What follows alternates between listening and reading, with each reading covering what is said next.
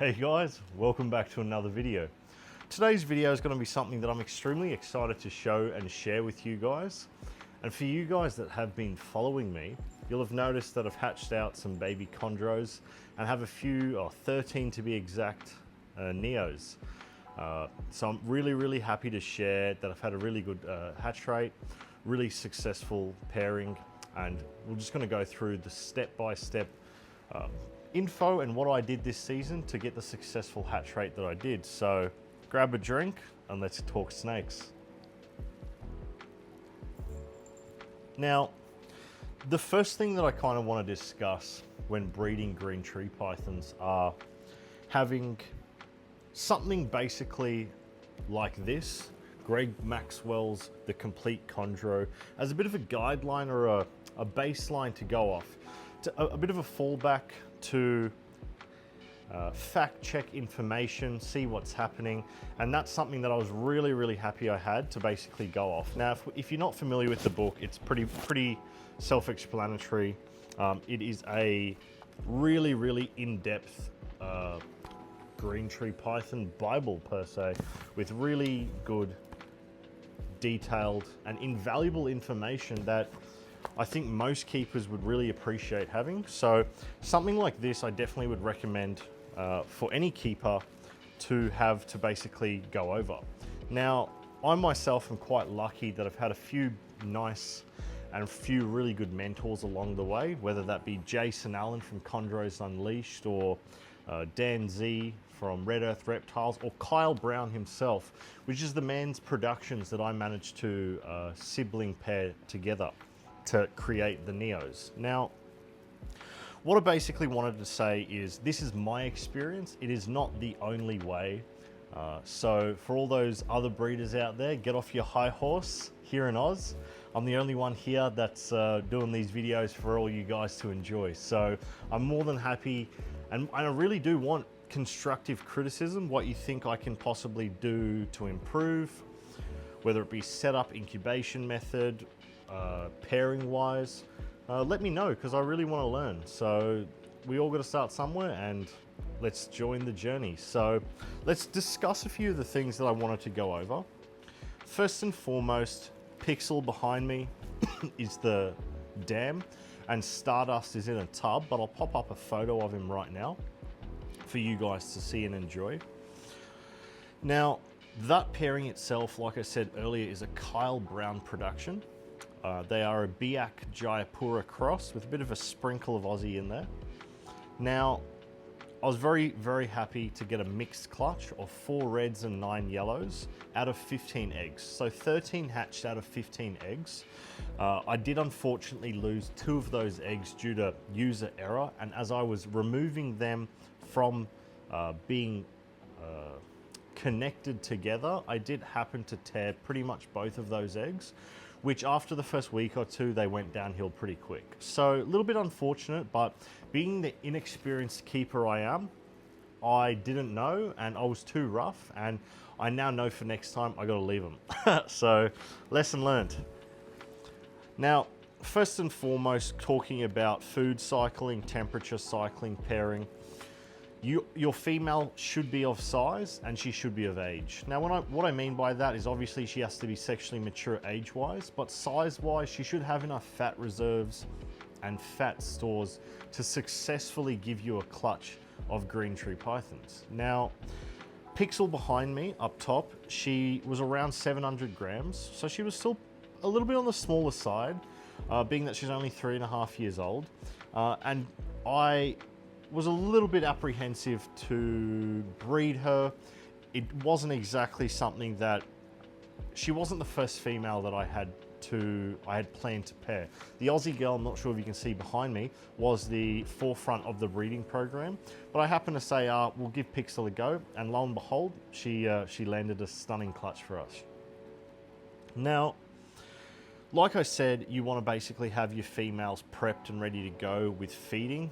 Months prior up into introduction, you really want to just pack them with food. You really want them to be nice and chunky and ready to go. Now, temperature cycling, I basically 29.5 degrees is my hotspot. over the course of around 6 weeks, I dropped that 29.5 degrees to 20 degrees.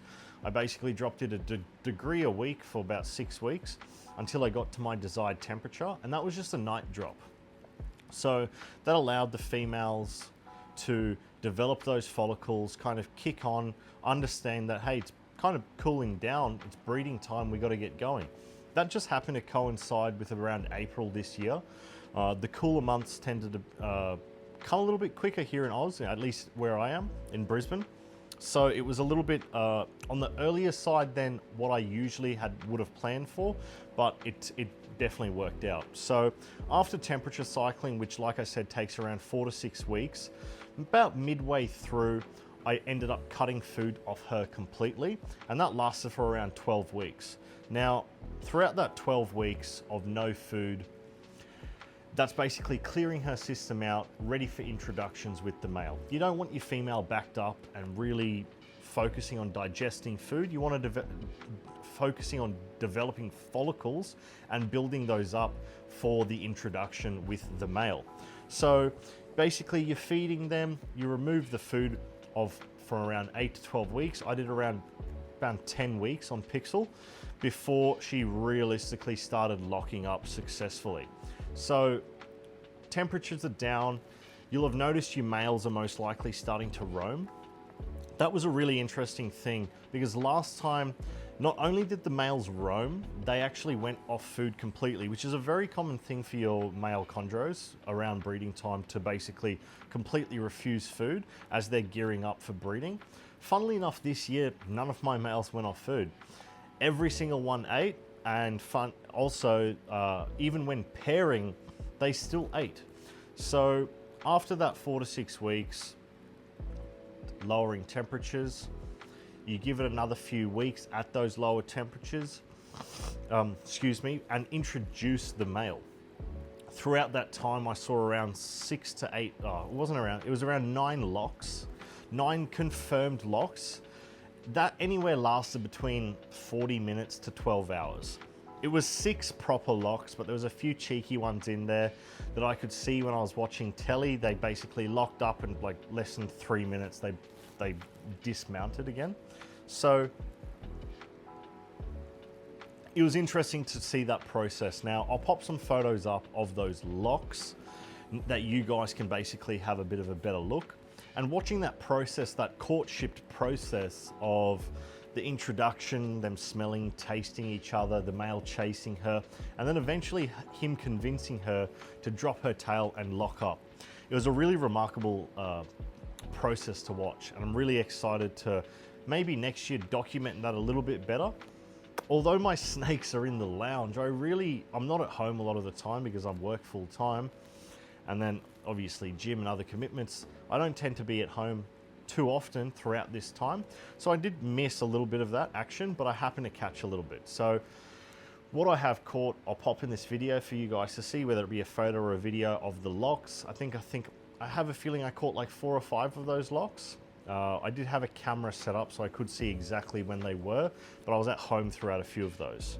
Now, after those locks, that's another step into the battle. You want to continually see that female developing follicles, moving from the cold side to the hot side, rolling those coils over the top, exposing those follicles to the heat and building them up. Because the end goal here is an ovulation. So after a few weeks of introducing the male to the female, obviously having 4 to 6 really, really lengthy, successful locks, 4 weeks after that, I encountered an ovulation, which I'll pop up right now.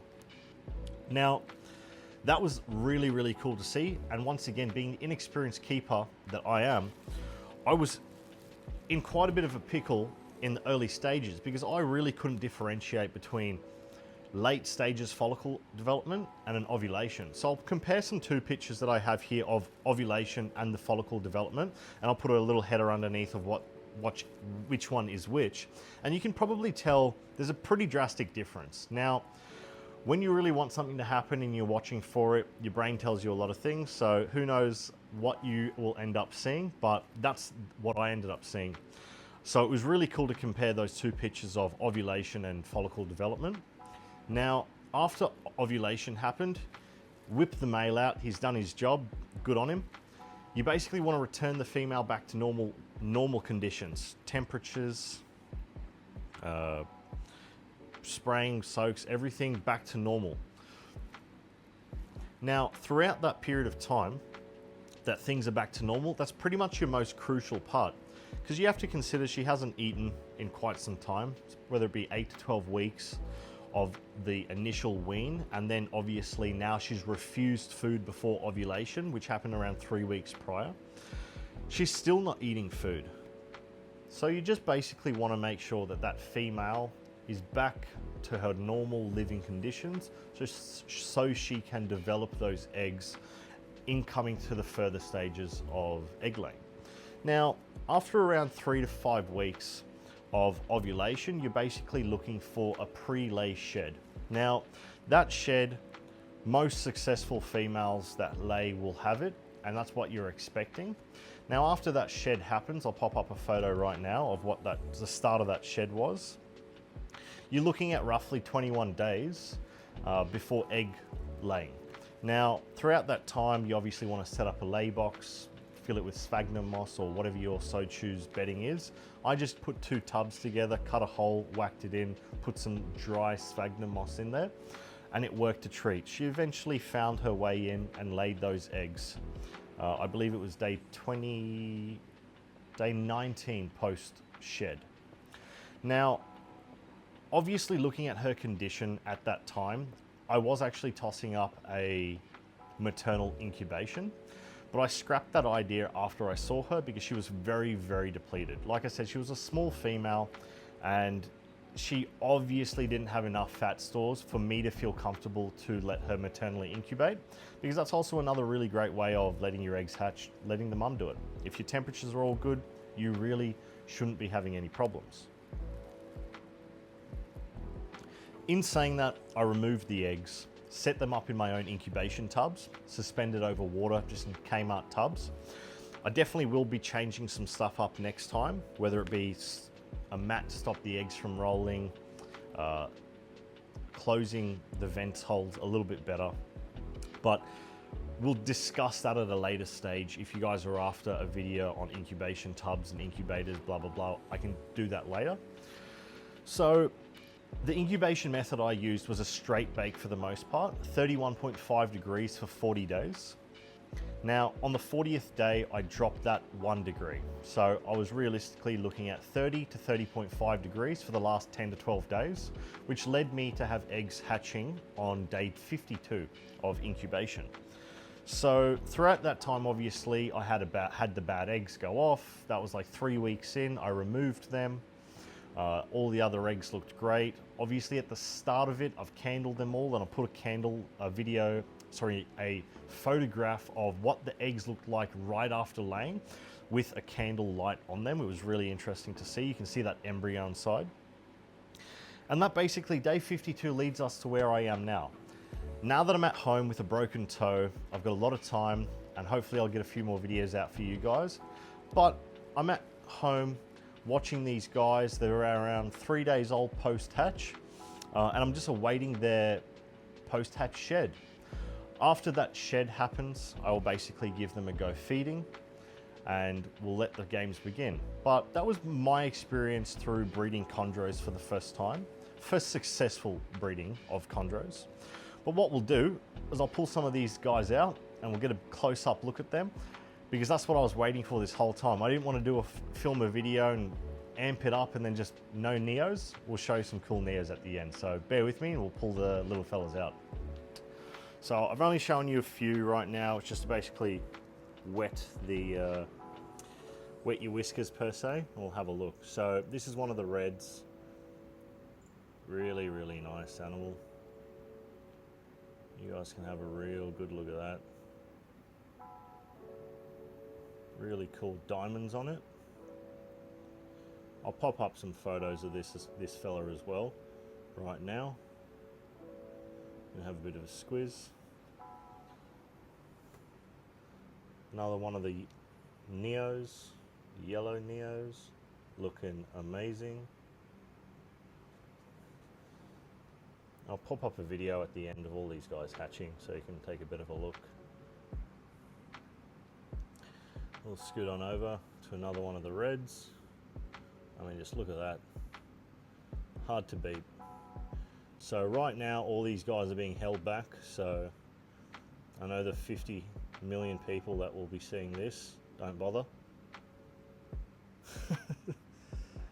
Another really cool yellow Neo. Some really bold patterning on that. So very, very excited to see what these guys are going to turn out. And then this is a bit of a standout Neo, just with how clean that pattern is on it. Really, really unusual. So hopefully we'll see some cracker animals coming out of here, and then hopefully in the next few seasons we can have a successful clutch again. Might as well show you Mum. Her colour's coming back. She's still a bit pale. She's actually just going into shed, so hopefully she'll return to her usual colour. So really hope you guys enjoyed that little snippet, and we'll hopefully see you in the next section of the video. Now, I really hope you guys enjoyed that video. Let me know what you want to see in the comment section down below. And please follow on Instagram, Facebook, and of course YouTube to see every step of the way. I'm sorry I've been a little bit inactive the last few months, but hopefully the next few weeks we'll get some cracker videos out. Bearded dragons hatching in the next few days, so hopefully you guys will see a video there. See you guys in the next video.